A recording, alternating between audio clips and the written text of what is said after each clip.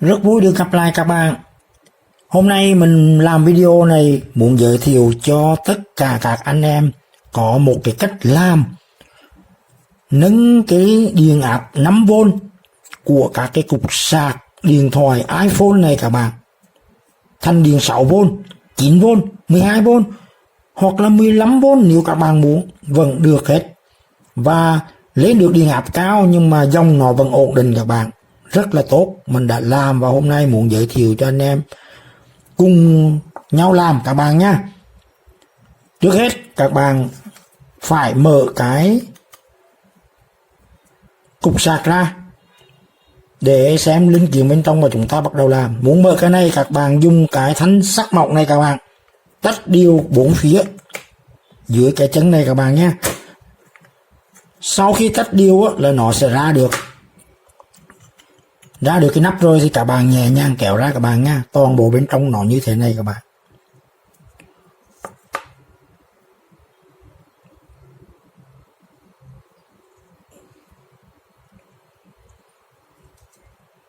Bây giờ chúng ta sẽ bắt tay vào làm. Mình sẽ tìm cái vị trí và mình sẽ kích cho nó lên và các bạn cùng theo dõi nhé. Mở ra được rồi á, các bạn sẽ nhẹ nhàng tách hai cái bo ra hai bên riêng biệt để sẵn sàng cho việc tìm cái vị trí linh kiện mà mình ở đó. Mình sẽ thêm vào một cái VR để thay đổi cái trị số vôn ra theo mong muốn các bạn. Và cái điện trở đó nằm dưới cái cuộn dây này các bạn ơi.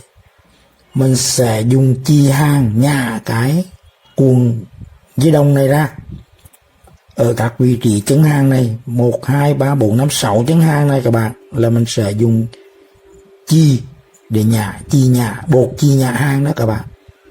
Mình sẽ hàng vào đây.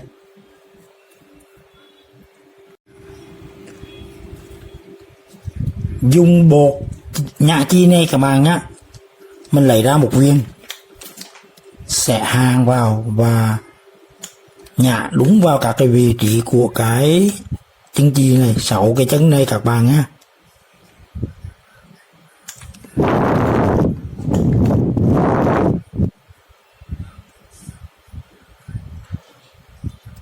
Khi nào độ nóng nó vừa đủ là nó sẽ tự động ra được các bạn.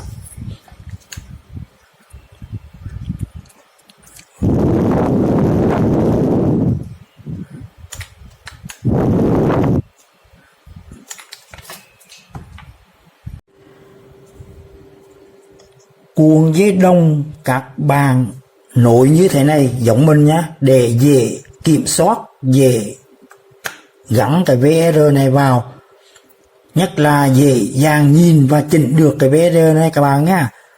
Quan trọng nhất là có thể thấy được các cái vị trí của cái điện trở hồi tiếp để gắn cái VR này vào các bạn. Xin các bạn nhìn kỹ nha.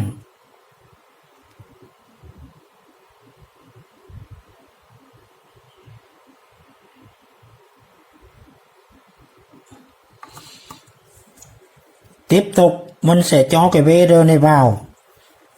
Gắn như thế nào thì đơn giản thôi các bạn. Dây màu đỏ là chân giữa của VR 5 kg này, mình gắn vào chân số 3 của con chip này các bạn. Chip nguồn này, chân số 3. Dây màu đen này mình gắn vào mát chung của cái bo này. Còn dây màu xanh dương, xanh blue này xanh lục này mình sẽ gắn vào dương của cái diode nguồn hồi tiếp. Chỉ vậy thôi các bạn, có sơ đồ kèm theo. Các bạn nhìn đó mà làm cho đúng nha.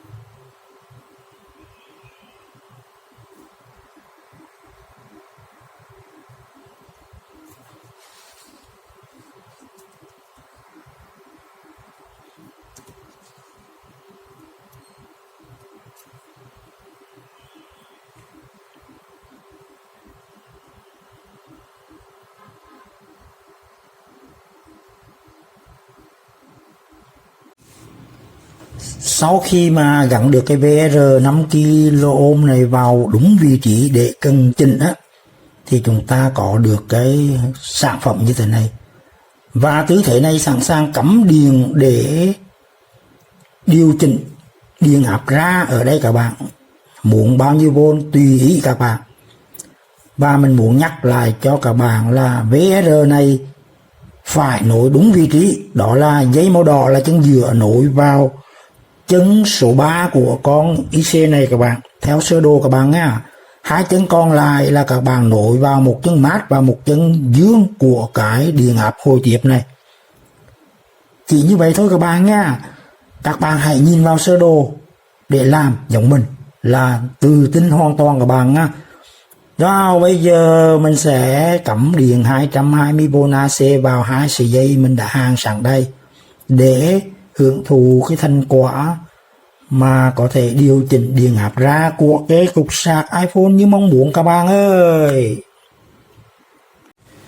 Giờ là lúc mình sẽ cắm điện và chỉnh cái VR để thay đổi điện áp ra của cái cục sạc iPhone này các bạn nha.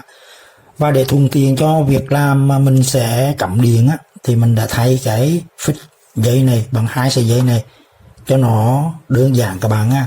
Và sẽ cắm cái bảng đồng hồ đo này vào cái cổng sạc điện thoại để đo vôn cho nó tiện lợi các bạn nha. Bây giờ mình sẽ bắt đầu cắm nè. Các bạn chú ý theo dõi nha. Đây là chính là thành quả đây các bạn ơi. Đỏ rồi, đang là 5V các bạn nha. Sau khi mình nối cái VR này vào với một vị trí nào đó, nó đang nằm ở mức là 5V. Bây giờ mình sẽ chỉnh cho các bạn xem nó thay đổi lên xuống như thế nào, các bạn theo dõi nhá. Mình sẽ kẹp cái này. Bây giờ mình chỉnh lui là nó giảm vôn các bạn ơi. Nó đang giảm này, 3 mấy vôn này các bạn, 3,7V này. Nếu các bạn muốn thấp thì các bạn vặn xuống các bạn nha. Bây giờ mình sẽ vặn lên lại nha. Cho nó lên lại 5V rồi các bạn nha. Và tăng hơn 5V nè các bạn. Các bạn theo dõi nha. 6V rồi các bạn ơi.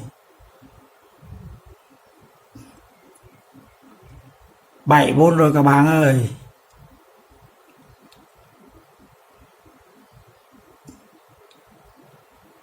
Rồi.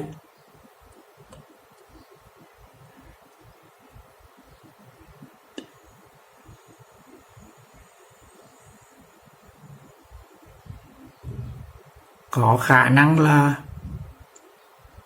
8V đó các bạn. Cao nhất là 8V. 8V các bạn nhé.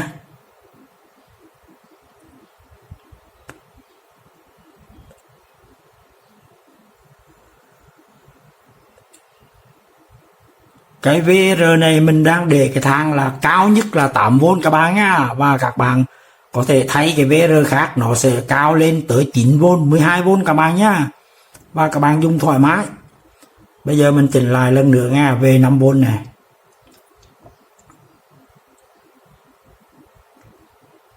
Mình dừng lại các bạn nhé. Và chỉnh xuống nữa nè các bạn nhé. Dưới 5V nè. Rất thoải mái luôn các bạn ơi. Rồi mình cho lên lại các bạn nha. Như vậy là cục sạc điện thoại iPhone nguyên gốc của nó là 5V. Bây giờ chúng ta có thể chỉnh lên được dưới 5V và trên 5V một cách thoải mái các bạn ơi. Các bạn muốn bao nhiêu thì dừng lại nha. Mình dừng lại 6V này. 6V các bạn. Mình sẽ cho nó lên tầm 7V các bạn nha. 7V các bạn. Rất thoải mái các bạn ơi. Và lên hơn nữa cũng được các bạn nha. Gần 8V các bạn ơi. Sắp chỉ 8V các bạn. Rất thoải mái các bạn ơi. Cái VR này của mình á, là nó để ở mức tối đa là như vậy rồi. Các bạn có thể thấy VR này 10kg 20 kg hoặc 50 kg là có cái tầm chỉnh nó rộng hơn các bạn nha, nó sẽ cao hơn 8V á.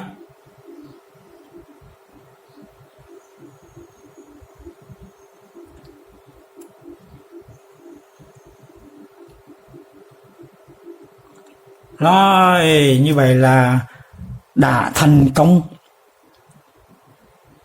phương pháp thay đổi điện áp ra của cục sạc iPhone các bạn nha.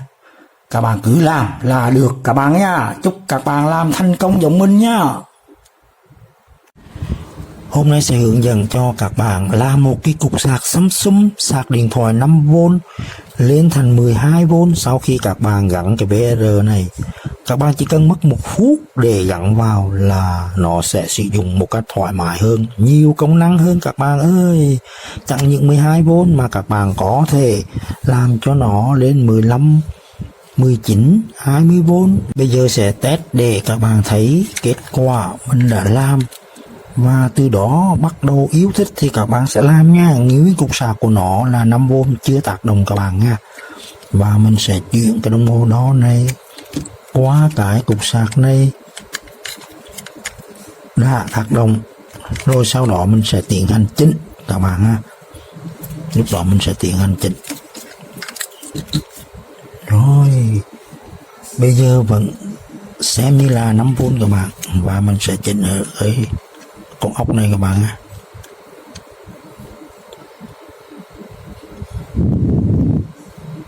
Các bạn muốn mấy V mình sẽ chỉnh cho các bạn. Các bạn vặn nhánh thì nó lên nhánh các bạn nhé. Mình sẽ đưa gần cho các bạn xem. Rồi 12V các bạn có thể dùng 12V các bạn thích. Các bạn thích nữa thì các bạn lên nhé. Đó, rất là thoải mái các bạn ơi. Nó có thể lên tới 25V và mình đang lùi lại. Mình sẽ dừng 12 để sau đó mình sẽ chế các cái tải cho các bạn xem. 12V các bạn, rất là chuẩn các bạn nhé. Để khám phá bên trong, bắt đầu mở cái nắp này ra rất dễ dàng các bạn, và dùng vít bậy cái tấm này lên.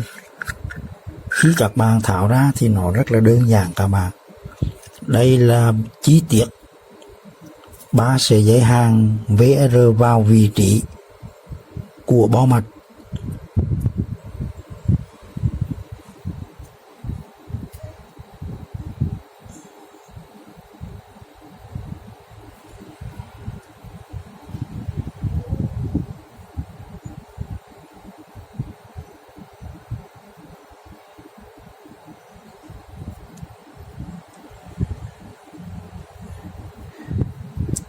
Mình sẽ cùng lúc đưa lên hình ảnh cắt hàng vào cho các bạn thấy rõ nha.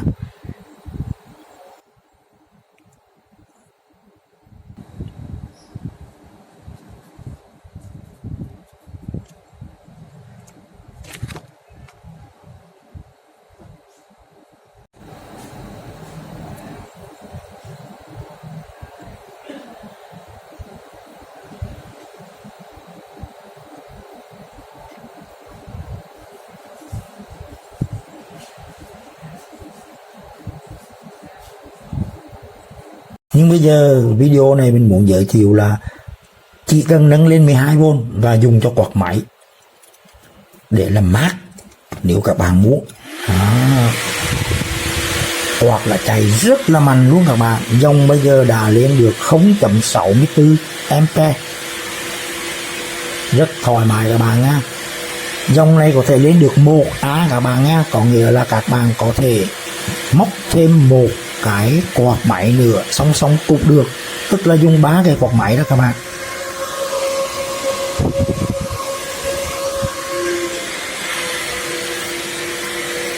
Mình tháo đồng hồ ra là nó sẽ ngưng nguồn cung cấp các bạn nha. Đồng hồ này rất là lợi hại các bạn ơi. Mình cũng tự làm luôn và giới thiệu cho các bạn cách làm nó ở trong cái video này luôn. Các bạn chú ý vào cuối video để xem các bạn nha. Đồng hồ này có nhiều chức năng lắm các bạn ơi. Nó có thể đo vôn được, đo vôn cũng được các bạn nha, rất là thoải mái. Các bạn có pin thì đo pin, nó rất là thoải mái luôn các bạn. Ví dụ như mình muốn đo cho các bạn xem cái này nhé. Ở đây mình có 2 viên pin, mình muốn đo nó bao nhiêu vôn thì mình chỉ cần kẹp vào như thế này thôi các bạn nhé. Rồi, rất đơn giản các bạn. Nó trở thành đồng hồ đo vôn này, mình kẹp vào là nó đỏ lên các bạn này. Đó, 2 viên pin này đang nối tiếp với nhau là thành 5V, và mình đo một viên pin thôi thì nó là 3,8V các bạn. Một viên pin 18650 cũ này là 3,8V, và đo 2 viên mắc nối tiếp nhau thì nó thành 5,1V các bạn ơi. Nó nhiều công dụng lắm các bạn ơi, và mình có video riêng. Còn các bạn mà thích làm cái video này, đồng hồ này, thì các bạn hãy xem cuối video nha, mình sẽ trình bày chi tiết cho các bạn luôn. Nhưng hãy quay lại cái vấn đề này các bạn ơi. Điện 12 và cung cấp cho quạt là nó rất mát luôn các bạn. Quạt chạy rất mạnh, mát quá các bạn ơi, thực sự là mát luôn này, rất là mát luôn. Khi nào cần làm cho nó mát thì các bạn dùng nha. Bây giờ mình sẽ ngưng cái này. Giả sử các bạn không muốn dùng quạt nữa mà các bạn dùng đèn LED, cung cấp cho đèn LED, nó vẫn được luôn. Mà mình đang sẵn sàng để muốn giới thiệu cho các bạn. Ở đây có 2 thanh đèn LED, mình mua 12V và mình cắt ra từng đoạn ngắn như thế này và mình cung cấp cho cả nó. Rồi các bạn thấy nó sáng dữ không? Rất tuyệt vời nè. Mình sẽ né cái ánh sáng này ra để cho cái đồng hồ này nó không bị chớp nữa các bạn nha. 12V và dòng tiêu thụ là 0.98, tức là xấp xỉ 1A các bạn. Rất là sáng các bạn. 1A có nghĩa là dòng rất mạnh các bạn nha. Các bạn hãy tự tính là dòng 1A là nó rất là mạnh. Lấy ampere này nhân cho vôn này là hiện tại nó đang 12W các bạn nhé. Và mình đang sờ tay vào đây, nó không nóng gì hết, không có cảm giác là nóng gì cả, và nó sẽ dùng bền bỉ lâu dài các bạn nhé. Vậy là mình đã giới thiệu cho các bạn rồi đó. Nó dùng đèn LED, dùng quạt máy, hoặc là dùng thêm cái việc gì đó thì cũng được, các bạn tự nghĩ ra thôi ha. Bây giờ mình hướng dẫn các bạn làm cái đồng hồ này. Chủ yếu là mình muốn các bạn có biết cách để cấu được cái đồng hồ này sử dụng như thế nào. Còn cái hình dạng này á, là các bạn tự làm, tự nghĩ ra các bạn nhé. Như mình là đồng hồ nằm ở đây, 2 cái cọc điện để xuất ra mắc song song với cái cổng sạc này. Có cái này cũng được, không cũng được, các bạn chỉ cần một cái cọc sạc này là được. Có bạn thích thì làm 2 cái cổng sạc này các bạn nhá. Còn cái chân cắm này là để cắm vào các cái cục sạc điện thoại, cắm vào đây chẳng hạn các bạn.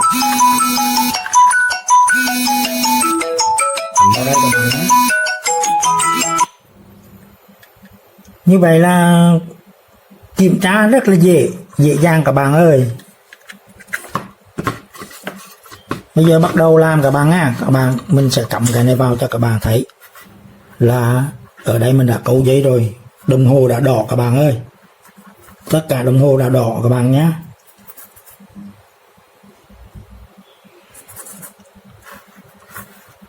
Mình sẽ giải thích chi tiết một chút các bạn nè. Ở đây là cục sạc iPhone. Đây là một cái giấy sạc mình đã cắt ra, chỉ lấy 2 sợi màu đỏ và màu đen. Còn 2 sợi màu xanh và màu trắng mình cắt bỏ không cần. Sợi màu đỏ này là đại diện của 5V, thì mình câu vào dây màu đỏ và màu vàng của cái bảng đồng hồ này các bạn. Các bạn hãy nhìn kỹ nhé. Còn dây màu đen thì câu vào dây màu đen lớn và dây màu đen nhỏ của cái bảng đồng hồ này. Mình tách ra cho các bạn nhìn rõ này. Bảng đồng hồ này còn là duy nhất dây màu đỏ thì sẽ đi ra cái chân âm của cái cục sạc điện thoại. Cục sạc này các bạn lấy ở đâu? Các bạn lấy ở trong những cái cục sạc điện thoại cũ hỏng, các bạn đập lấy ra. Nhớ là khi tháo các bạn phải giữ cả cái chân này đầy đủ. 4 chân này phải giữ đầy đủ các bạn nha.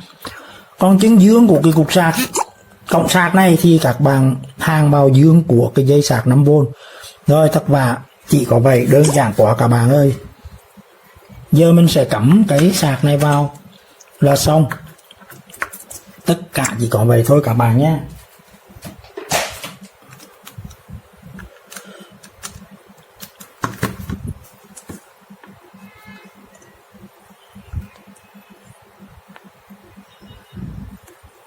Cắm vào các bạn này, vốn giảm xuống 4.7 vì dây mình câu nhỏ quá và dòng đã tăng 0,7A.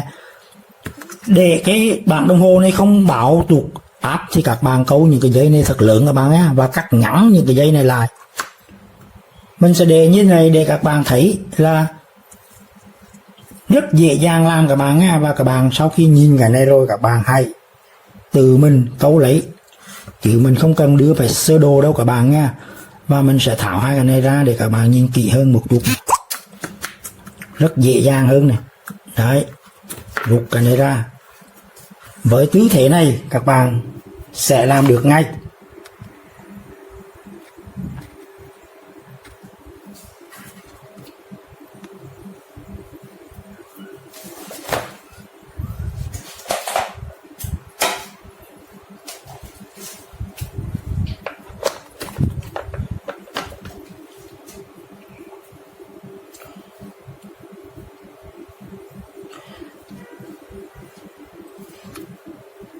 Video xin dừng ở đây các bạn.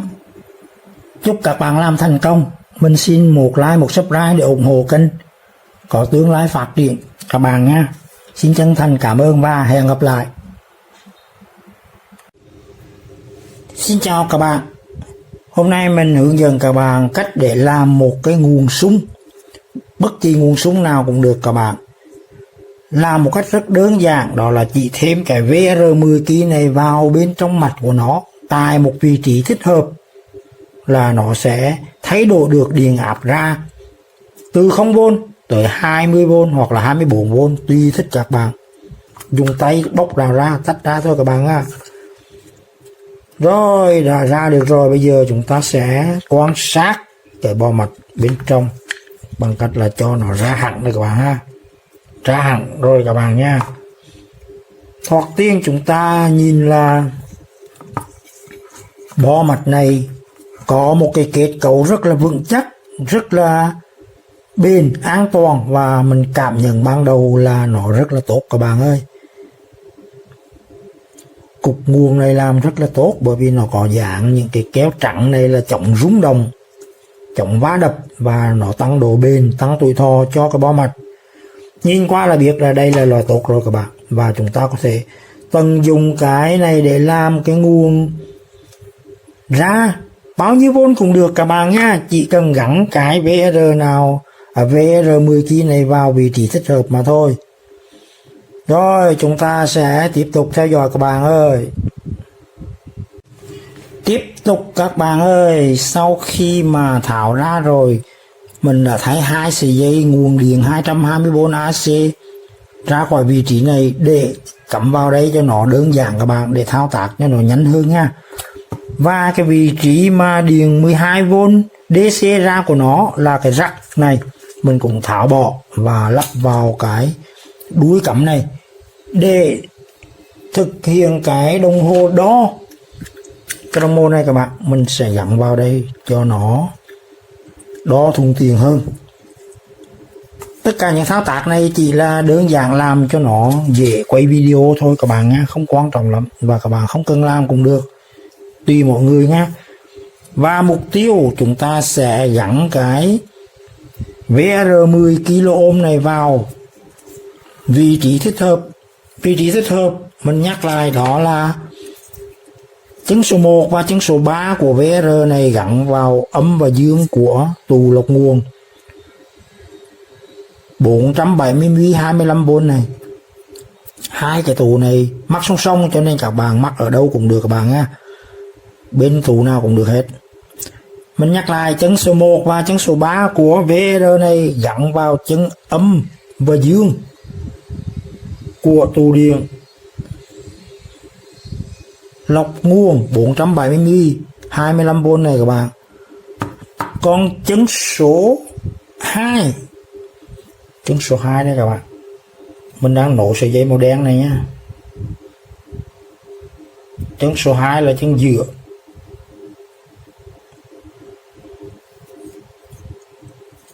Trứng số 2 này mình sẽ hang vào trứng số 1 của con TL431. Số 1 đây các bạn.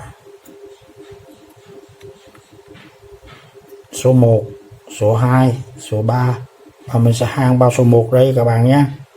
Còn 2 trứng tù là ở đây, sẽ hang qua đây. Rồi, bây giờ mình sẽ bắt đầu hang các bạn nha. Mình sẽ phóng to lên tí để các bạn theo dõi hang nha.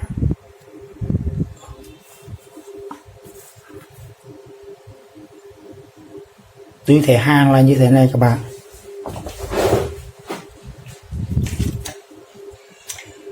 Hai trứng ngoài của VR là trứng số 1 và trứng số 3 hang vào hai trứng âm dương của cái tủ lọc nguồn.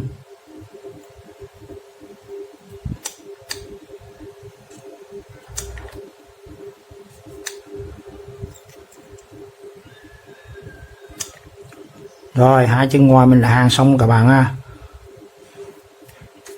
Và trứng số 2 của VR hang vào trứng số 1 của con ICTL. Rồi, tất cả đã hàng xong.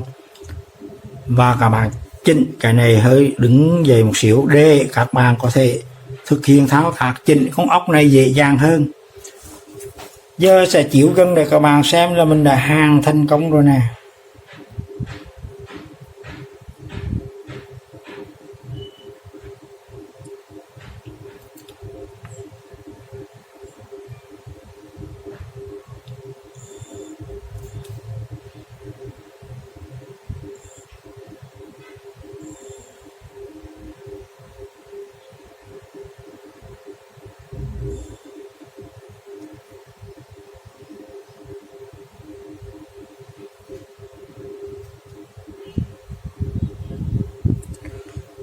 Và thế là tư thế bắt đầu chuẩn bị cắm điện thử và thụ hưởng thành quả.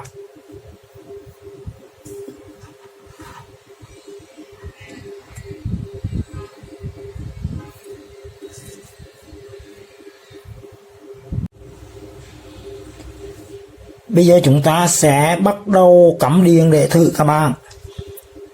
Trước hết mình sẽ cắm cái đồng hồ đo tự làm này để kiểm tra vôn và dòng ra của nó một cách thuận tiện nhất. Và hai cái dây điện này mình sẽ cắm vào nguồn điện 220V AC các bạn. Đã lên 12.4V các bạn. Sau khi mình hang cái VR10 kg này vào vị trí nhất định nào đó, nó đọc là 12.4V các bạn nha. Và mình bắt đầu chỉnh. Mình sẽ cố ý chỉnh để cho nó thay đổi và điều mơ ước là sẽ được như vậy các bạn nha. Bây giờ mình sẽ chỉnh cho nó giảm vôn bằng cách là vặn cùng chiều kim đồng hồ thì nó sẽ giảm vôn các bạn.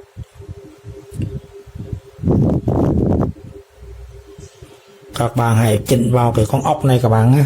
Dùng cái đầu vịt lép mỏng 10V.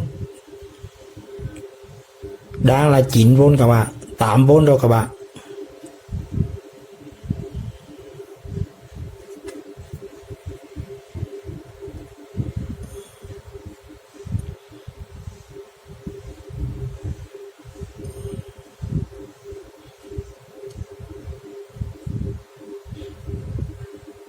Nếu chúng ta vặn ngược lại thì nó sẽ lên các bạn nhé.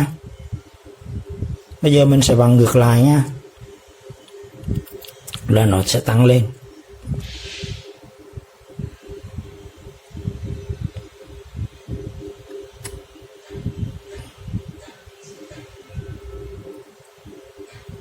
Bây giờ niềm mơ ước là nó sẽ vượt lên 12V các bạn nha.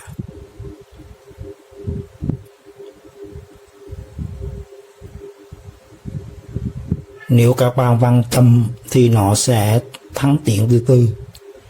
Rồi 12V các bạn, bắt đầu vượt lên trên 12V các bạn nè. 13V rồi.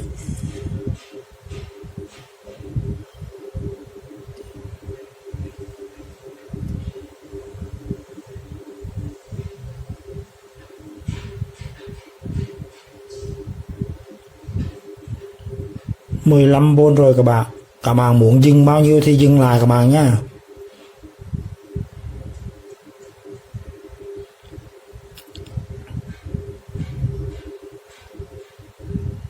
Rồi, điều mơ ước là 20V rồi các bạn.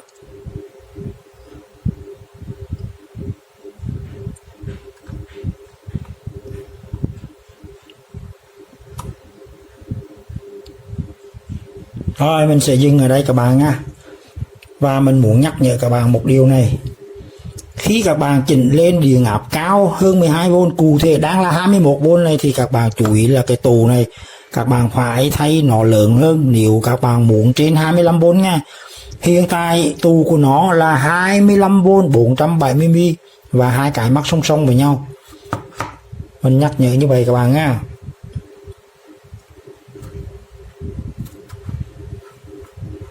Rồi bây giờ sau khi cắm vào là nó luôn ổn áp các bạn á, dù là mình vặn ở đâu thì mặt này nó vẫn là ổn định, không có thay đổi vôn các bạn. Bây giờ để chứng minh là nó lên cao thì nó có dùng được cái gì không, mình sẽ thắp sáng đèn led này các bạn ơi. Mình sẽ có hai dải đèn led này, mỗi dải là 12V. Bây giờ mình hiện tại mình đang mắc nối tiếp để cho nó khả năng chịu đựng tối đa là 24V và mình sẽ sắp sáng ở mức 21 này các bạn. Ở đằng sau này có cái rắc và mình đã chế sẵn cái đồng hồ này rất là tiện lợi đó các bạn. Bây giờ chỉ việc kẹp vào âm dương đúng của nó thì nó sẽ cấp nguồn mà thôi. Sáng rồi các bạn ơi, sáng rất đẹp luôn các bạn. Ánh sáng này làm cho đồng hồ nó chết, cho nên mình sẽ cho nó hắt về một bên là đồng hồ nó không bị chập nữa các bạn. Dòng tiêu thụ của hai cái này là 0,32A.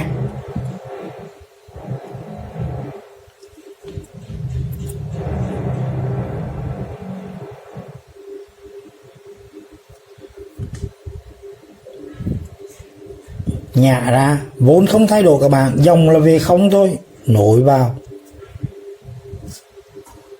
rất là chuẩn các bạn nha, vốn cũng không thay đổi, rất tốt các bạn. Bây giờ mình sẽ cho nó xuống, giảm điện xuống và mình sẽ cung cấp hai cái đèn led này mắc song song các bạn ha, thử xem sao.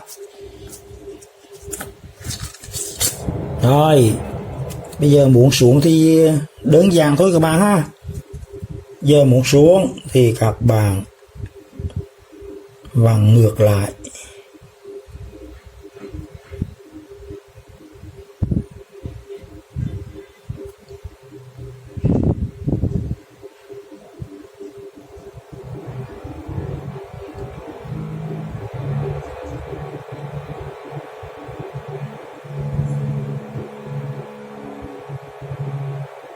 Rồi mình muốn để 12.0 và hai cái này bây giờ mình lại mắc song song các bạn nhé.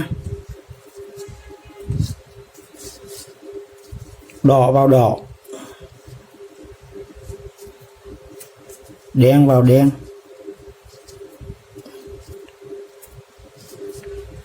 Và nguồn cung cấp bây giờ cũng là như vậy nha, đen kẹp vào đen, đỏ kẹp vào đỏ. Rất sáng các bạn ơi, sáng rực rỡ luôn, quá sáng luôn. Dòng tiêu thụ bây giờ rất là lớn các bạn, 0,94, dòng tiêu thụ lớn quá, rất lớn các bạn ơi.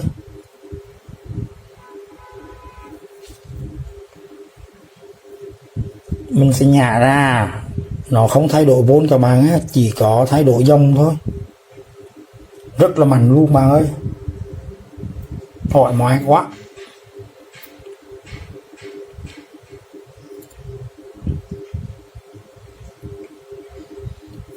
Giả sử ở đây là 1A, nó cũng gần bằng 1A rồi các bạn nha, và nhân với 12V sẽ là được 12W các bạn. Công suất của cái Nguồn này đáng thực hiện là 12W. Và nó có khả năng mạnh hơn các bạn á. Các bạn có thể cho nó thêm một cái nguồn gì đó. Ví dụ mình đang có cái quạt này các bạn ha, mình cho giảm ánh sáng bớt cho nó dễ hoạt động.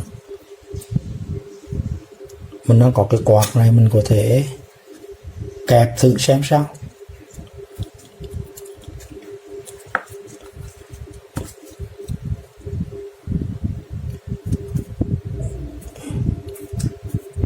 Vừa chạy đèn vừa chạy quạt xem sao các bạn nha. Ôi, rất mạnh các bạn, vốn không thay đổi mà dòng bây giờ là vượt lên 1.29 ampere. Mình nhả quạt ra các bạn, về dưới 1A liền ha. Rất tốt. Các bạn lưu ý là 12.0 này không có thay đổi gì các bạn nhé. Cái điều hay nhất của cái nguồn sung là như vậy, nó rất ổn định.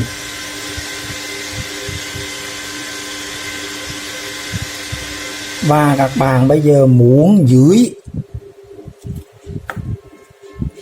9V, 6V thì các bạn cứ vặn cho nó xuống thôi. Rất đơn giản các bạn ơi. Rồi, vậy là mình xin dừng video tại đây các bạn. Chúc các bạn làm thành công nha. Và hẹn gặp lại. Hôm nay mình có ý định là làm cho một cái cục sạc laptop. Bình thường của nó là ra 20V. Dòng sạc của nó là 3A. Nay trở thành một cái bộ nguồn là có thể chỉnh được ra bao nhiêu vôn cũng được. Cụ thể là có thể chỉnh trên 0V cho tới là 28V các bạn. Hay nói cách khác là từ 0V tới 28V. Các bạn muốn dừng ở đâu các bạn chỉnh đến đó là thành công. Để làm được điều này các bạn cần một cái VR10 key. Ở đây các bạn, mình đã hàng vào đây đúng vào vị trí thích hợp. Cuối video này các bạn sẽ thấy cái hình ảnh mình mô tả chi tiết để các bạn làm theo các bạn nha. Bây giờ mình nói sơ qua, đó là VR10 kilo này có 3 chân, thì 2 chân ngoài cùng là hàng vào âm dương của tù lọc nguồn. Tù lọc nguồn này á, là khi kia nó là 25V 470mW các bạn.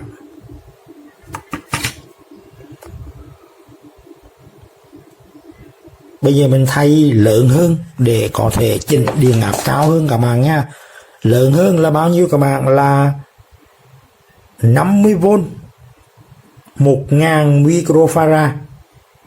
Lớn hơn nhiều các bạn nha, để có thể chỉnh được lên tới 28V thì mới an toàn, không bị cháy nổ các bạn nha. Còn điểm dựa của cái VR10 kilo này thì các bạn hàng vào chân số 1. Chân số 1 của con chip điều chỉnh điện áp là TL các bạn 431. Mình đọc lại nha các bạn nha, nó nằm ở trong này nè. TL 431. Mình sẽ để hình ảnh cách lắp ráp ở cuối video các bạn nhá. Rồi bây giờ mình sẽ bắt đầu test thử. Sẽ cắm điện 220 vào đây nha. Mình sẽ cho nguồn điện vào đây. Và mình sẽ dùng cái đồng hồ tự chế của mình cắm vào đây để có thể đọc được cái điện cho nó dễ dàng các bạn nhá. Sạc laptop các bạn tháo ra là nó sẽ như thế này. Bây giờ mình cắm điện nha.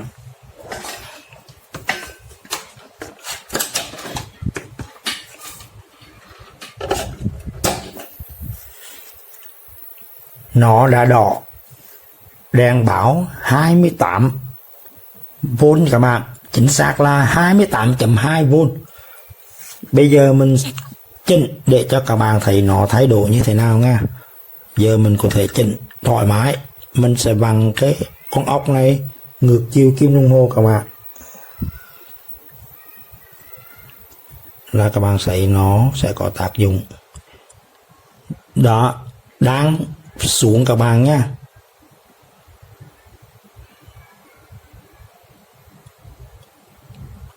Bây giờ đã xuống 20V là mức điện áp bình thường của tất cả các cục sạc laptop, bình quân là 20V các bạn.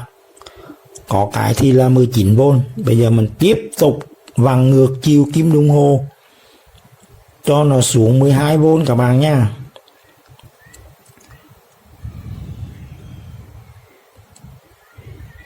Nếu các bạn cần điện áp 12V để làm những việc quan trọng nào đó của chính bạn thì các bạn cứ chỉnh xuống 12V rồi các bạn. Rất tuyệt vời các bạn. Và các bạn nhớ rằng cái nguồn của laptop này là nó rất mạnh, dòng của nó là 3A các bạn. Có khi có loại là 4A, 5A, 6A, tùy cái nhà sản xuất các bạn nha. Tiếp tục chỉnh xuống nè.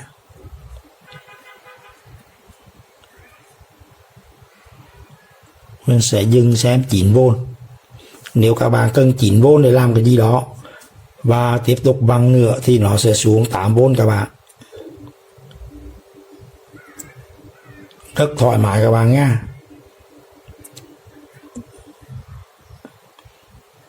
Rồi bây giờ mình lên lại nha.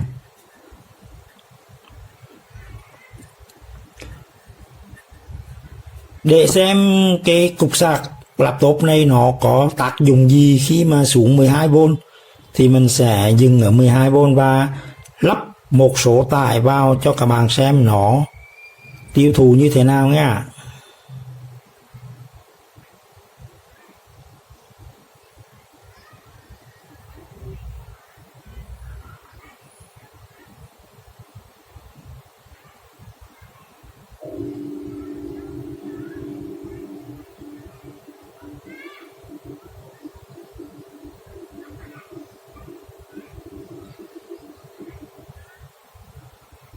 Mình tạm dừng 12.0 nha. Bây giờ mình sẽ thử cho các bạn xem. Mình có một cái chip code LED trên 10W cũng mạnh lắm các bạn, mà điện áp là 12V, đã mắc tỏa nhiệt bằng hai con ốc nào vào cái miếng nhôm này để bảo đảm an toàn khi mà nó bị nóng các bạn. Và bên dương là mình sẽ dương, bên này có dầu dương các bạn, có dầu dương nhé. Mình sẽ kẹp dương vào đây, ấm vào đây các bạn nha. Để cấp nguồn cho nó, mình chuẩn bị sẵn một cái rắc điện thoại rồi các bạn. Rắc cắm ở đằng sau này. Cái đồng hồ của mình có thiết kế cái đường ra. Bây giờ mình sẽ để tư thế này nha.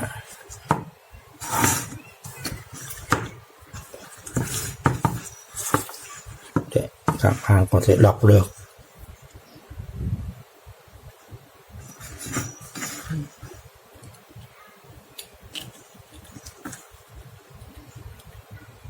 Sáng rực rỡ các bạn, quá sáng luôn các bạn ơi, rất là sáng luôn các bạn này. Các bạn chú ý này, dòng tiêu thụ là 3A luôn các bạn, 3A này. Áp nó di chuyển xuống không bao nhiêu các bạn nhé. Dòng 3,3A rồi này các bạn, dòng rất mạnh các bạn nhé. Các bạn lưu ý điều này nhé, rất tốt luôn các bạn. Còn chip code LED này quá sáng các bạn ơi. Nếu các bạn muốn dùng cái này để làm đèn LED thì là rất tuyệt vời luôn các bạn, hoặc là làm đèn pha thì quá tuyệt vời các bạn nhé. Rồi các bạn chú ý cho mình là trên 3A các bạn nha.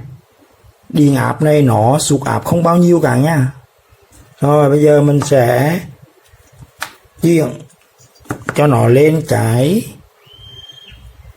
điện áp 24V thì cấp nguồn cho cái gì. Bây giờ tiếp tục mình sẽ vặn các bạn nhá. cứ chỉnh vào đây con ốc này các bạn, vặn cho nó cùng chiều kim đồng hồ, tới khi nào mà nó lên cao nhất 28V chẳng là sẽ dừng lại. Rồi 28V rồi các bạn, 24V các bạn nhé, xin lỗi, chỉ định của mình không phải 28 mà là 24.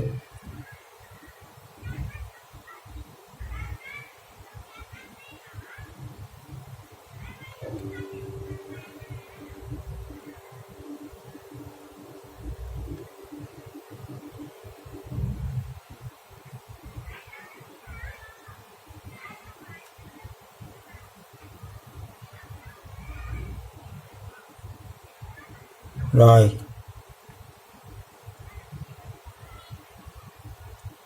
cái dừng ngang 24.0 này các bạn nhé. Và mình đã có sẵn đèn led 12V, mỗi thanh này 12V các bạn. Mình sẽ mắc cho nó nối tiếp đèn này 12 mắc với nối tiếp đèn 12 kia là thành 24V các bạn ơi. Rồi các bạn hãy thưởng thức nha. Cũng như vậy mình sẽ kẹp dây đỏ là nguồn dương, dây đen là nguồn âm. Rồi các bạn theo dõi cái đồng hồ nha, sáng rực rỡ luôn các bạn. Dòng tiêu thụ là 0.48, chỉ là 1/2 ampere mà thôi, rất sáng các bạn ơi. Bây giờ mình sẽ cho cái này nó giảm ánh sáng, nó hướng về bên khác để cái đồng hồ này có thể đọc được dễ dàng. Rồi các bạn quan sát nha, vốn không thay đổi gì cả, dòng là 0.5 tức là 1/2 của 1 ampere, rất thoải mái các bạn. Các bạn muốn chỉnh bao nhiêu đó tùy các bạn, từ thấp là trên 0V một tí, ví dụ như 5V, 7V, 8V, 9V cho tới 24V và cao nhất là 28V các bạn ơi, rất là thoải mái luôn các bạn. Vậy thì bây giờ các bạn có dùng đèn hay là các bạn không dùng đèn thì tùy mỗi người. Cũng có thể là các bạn dùng quạt máy, quạt gió, hoặc là các bạn dùng các cái thiết bị máy móc mà dùng điện 12V thì các bạn chỉnh xuống cho 12V và cấp nguồn các bạn nhé. Nói tóm lại là hôm nay mình giới thiệu với các bạn một cách để làm cho cái cục sạc laptop nguyên của nó là 20V trở thành một cái nguồn có thể thay đổi được từ 0V cho tới là 28V, và các bạn có thể làm việc gì đó đúng yêu cầu của bạn.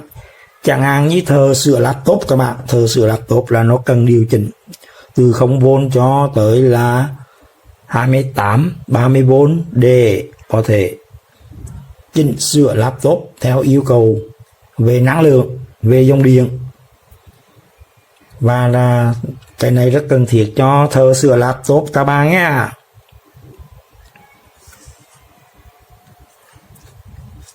Bây giờ các bạn sẽ tiếp tục theo dõi cái phần cuối là mình sẽ chỉ dẫn hình vẽ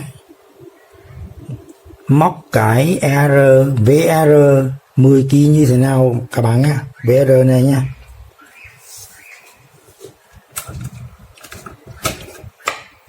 Rút điện ra nữa.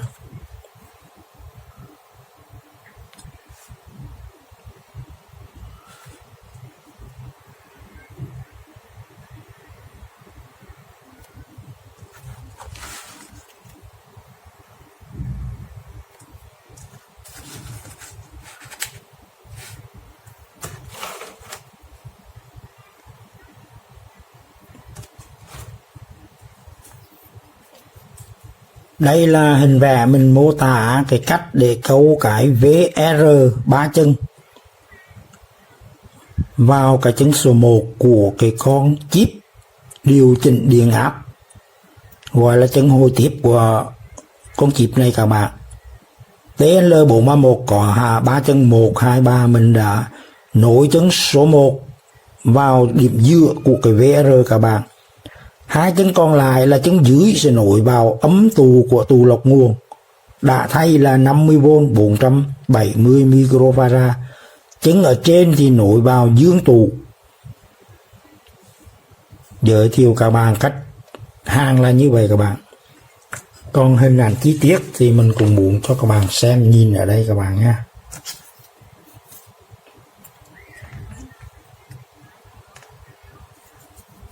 Đây là chân giữa mình đã hàng vào bên dưới của chân số 1 của TL431. Đây là một chân ngoài, đây là một chân ngoài hàng vào chân âm và dương của cái tù này các bạn. Sở dĩ mình hàng ở bên dưới này để làm video cho nó giới thiệu thuận tiện để các bạn nhìn thấy dễ hơn thôi. Còn khi các bạn làm thực sự thì các bạn phải đưa cái này lên ở trên mặt trên này các bạn nhé, để an toàn bảo vệ và có thể chỉnh được sau khi các bạn cho vào cái hộp này các bạn nha. Rồi mình nghĩ như vậy là đã giới thiệu chi tiết đầy đủ cái cách để làm thế nào mà có được một cái cục sạc laptop có thể chỉnh được từ 0V tới 28V rồi các bạn nha. Video xin dừng ở đây và chúc các bạn làm thành công và đạt được như ý. Xin chào và hẹn gặp lại. Xin các bạn một like, một subscribe để ủng hộ kênh mình nha. Chân thành cảm ơn các bạn.